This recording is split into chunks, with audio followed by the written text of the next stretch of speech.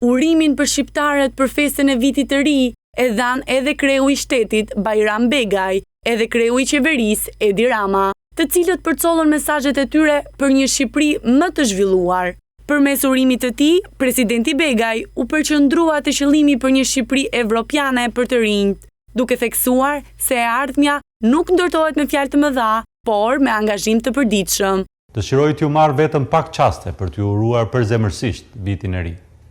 Nata e ndrimit viteve është koha e reflektimeve, momenti kur ndalemi për të parë çfarë lam pas dhe për të projektuar shpresat tona për motmotin e ri.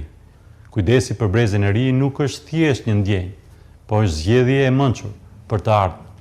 Investimi te fëmijët e të rinj tan është gur themeli i Shqipërisë europiane që aspirojmë.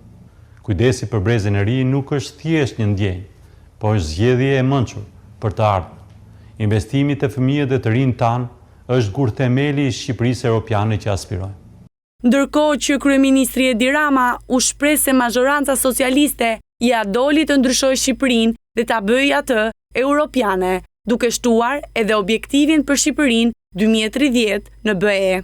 Ndër të tjera, shefi i qeverisë falenderoi të gjithë ata që punuan për ndryshimin e Shqipërisë, duke specifikuar skuadrat e Akshit dhe të Akceskut. Të dashur bashkëqytetar e bashkëqytetare kudo ku jeni.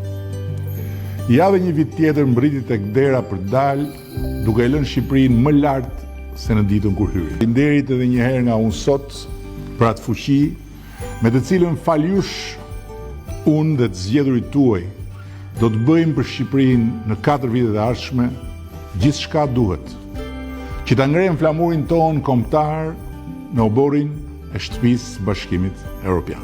Një Shqipëri tjetër e shërbyer në këto vite transformimi me dijen dhe përkushtimin e skuadrave të Akshit dhe të Akceskut, ku vajza dhe djemt talentuar e kanë rritur vit pas viti aftësinë e këtij shteti për të shërbyer njerëzve dhe vendit, duke bërë Shqipërinë një histori suksesi edhe ndërkombëtarisht. Presidenti i Republikës në ditën e parë të vitit përshëndeti edhe efektivet e forcave të armatosura.